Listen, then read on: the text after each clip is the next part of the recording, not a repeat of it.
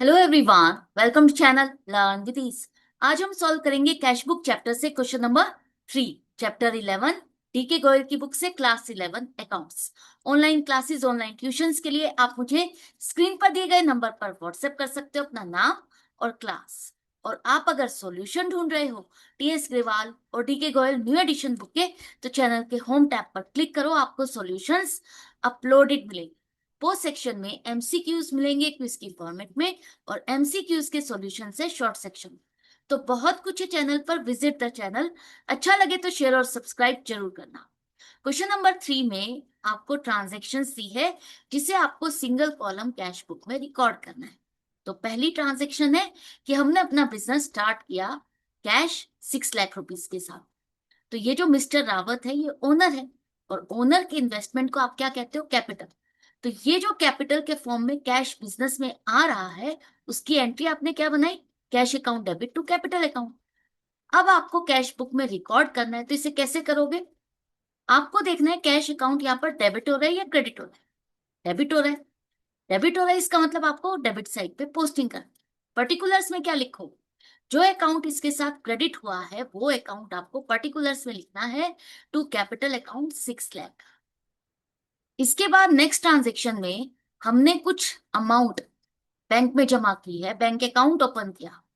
तो आपने क्या एंट्री बनाई? Bank account debit to cash account.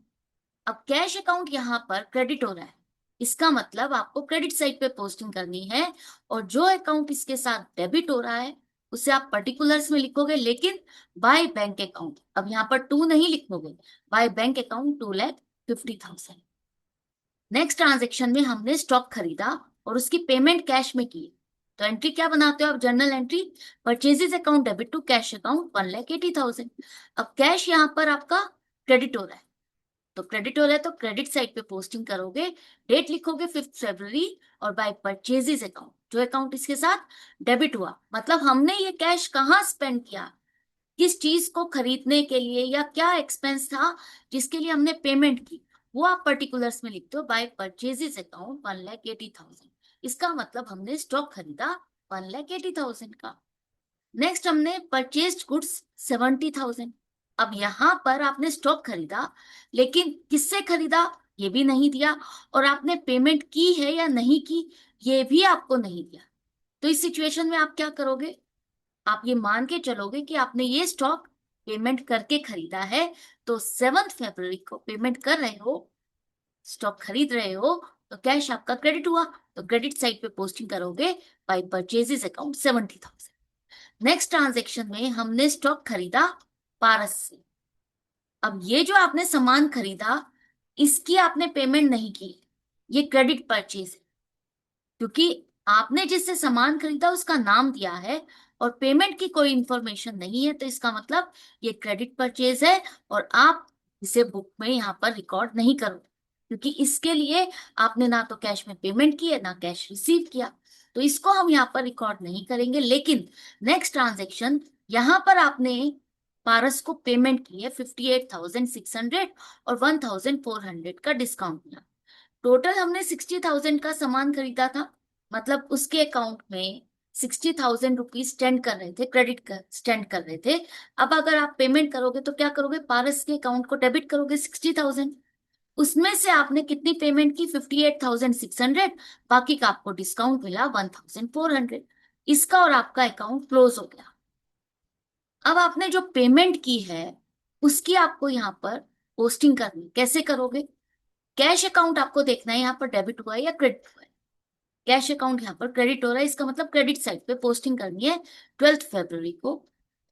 कौन सा अकाउंट लिखोगे? इसके साथ जो अकाउंट डेबिट हुआ बाय पारस, और जितनी अमाउंट आपने पे की है बस उतना ही लिखोगे, 60,000 नहीं लिखोगे। आप यहाँ पर पारस के अकाउंट को 60,000 से डेबिट कर रहे हो, लेकिन आपने जितना अमाउंट पे किया, जितना आपका कैश का बैलेंस डिक्रीज हुआ, उतना ही आप यहाँ पर मेंशन करोगे 58,600। जितना पे कर रहे हो उतना ही दिखाओगे, उससे ज्यादा नहीं दिखा सकते। जो डिस्काउंट आपने रिसीव किया वो आपका जर्नल बुक में रिकॉर्ड होगा, Paras to discount received account 1,400। Next transaction में हमने वेजिस की पेमेंट की। अब वेजिस क्या है, एक्सपेंस है, तो आपने एंट्री बनाई wages account debit to cash account. अब कैश यहाँ पर क्रेडिट हो रहा है, इसका मतलब क्रेडिट साइड पे पोस्टिंग करोगे बाय वेजिस अकाउंट 33,000। नेक्स्ट आपने कैजुअल लेबर को पेमेंट की, तो जो कैजुअल लेबर है इसका मतलब है कि ये जो आपकी लेबर है ये डेली एनरोलमेंट पे नहीं, आपने कोई पर्टिकुलर काम के लिए इस लेबर को बुलाया और उसको पेमेंट की और काम खत्म। तो है तो ये वेजिस ही ना, तो आप इसको वेजिस अकाउंट में डेबिट करोगे 2,500 टू कैश अकाउंट।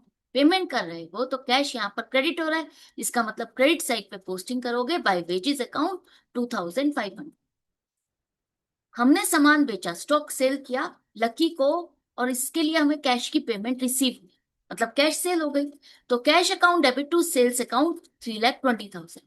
अब कैश आपका यहाँ पर डेबिट हो रहा है, इसका मतलब डेबिट साइड पे पोस्टिंग करोगे और क्या लिखोगे पर्टिकुलर्स में, टू सेल्स अकाउंट 3,20,000। इसके बाद इलेक्ट्रिसिटी बिल की पेमेंट की है कैश में। इलेक्ट्रिसिटी आपका एक्सपेंस है, पेमेंट कर रहे हो कैश में, तो कैश आपका क्रेडिट हो रहा है, इसलिए क्रेडिट साइड पे पोस्टिंग करोगे बाय इलेक्ट्रिसिटी अकाउंट 25,000। अब हमने कुछ पैसा बैंक से विड्रॉ किया, बैंक से पैसा विड्रॉ करेंगे तो क्या एंट्री बनाओगे, कैश आपके पास आ रहा है तो cash account debit 1,30,000 to bank account 1,30,000।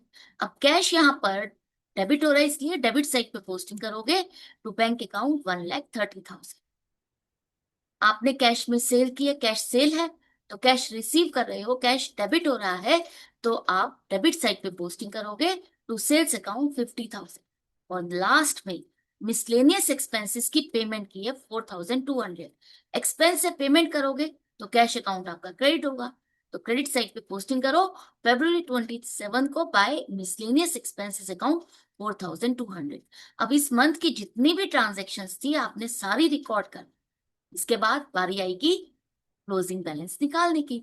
उसको आप कैसे निकालोगे, डेबिट साइड का टोटल करो 11 लाख है, इसमें से माइनस करेंगे क्रेडिट साइड का टोटल जो कि है आपका 6,23,300। माइनस करने के बाद जो बैलेंस है 4,76,700। इसका मतलब इस मंथ के एंड में आपके पास कैश का बैलेंस इतना बच गया है। कहाँ लिखे, डेबिट साइड का टोटल है ज्यादा, लेकिन इसको बैलेंस करने के लिए आप क्रेडिट साइड पे लिखोगे बाय बैलेंस सीडी 4,76,700। क्योंकि लेजर अकाउंटिंग में या कैश बुक में दोनों साइड का टोटल मैच करना चाहिए, दोनों साइड का टोटल इक्वल होना चाहिए। तो इक्वल करने के लिए हम क्रेडिट साइड पे लिखेंगे, एंड में लिखेंगे टोटल। अब जो ये बैलेंस है, इस बैलेंस का नाम क्या होगा, डेबिट या क्रेडिट। जिस साइड का टोटल ज्यादा होता है वही नाम आप बैलेंस को देते हो, मतलब ये बैलेंस आपका डेबिट बैलेंस है। और कैश वैसे भी एसेट है, जितना होगा आप उतना ही खर्च कर सकते हो, तो अगर ये बैलेंस बच गया है तो ये एसेट है, डेबिट बैलेंस है। क्लियर। इसके बाद ये क्वेश्चन तो कंप्लीट हो गया, आई होप आपको समझ में भी आ गया। अच्छा लग रहा है तो लाइक का बटन प्रेस करना, फ्रेंड्स में शेयर करना मत भूलना, और सब्सक्राइब नहीं किया है तो जल्दी से सब्सक्राइब कर लो ताकि नेक्स्ट क्वेश्चन के लिए आपके पास नोटिफिकेशन जल्दी से आ जाए। मिलते हैं आगे की वीडियो में आगे के क्वेश्चन के साथ। Goodbye and take care.